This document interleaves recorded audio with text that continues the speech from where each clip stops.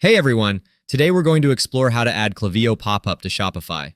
If you're new to Klaviyo, don't forget to check out the free trial link in the description below. For those who are already set up, just log in and follow along. To get started, you'll first need to create a Zapier account, which will allow you to connect Klaviyo with Shopify. Once you're logged in, head over to the Zapier dashboard. There, you'll find a button labeled Create. Click on that, then select Zaps to begin setting up your automation. If you have any questions along the way, don't worry.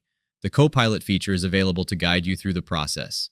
Next, choose both Shopify and Klaviyo from the list of available options. Be sure to fill in all the required details on the right side of your screen. If you haven't connected your Klaviyo account to Zapier yet, you'll see a Select option. Click on the Select button, and you'll need to allow the connection. And you're all set. Your Klaviyo account is now connected to Zapier. Now repeat this process to connect your Shopify account. Click on the Sign In button, then add your account details, and your account will be connected. After connecting both accounts, take a moment to configure your settings as needed. When you're satisfied with everything, just click Publish to activate your Zap.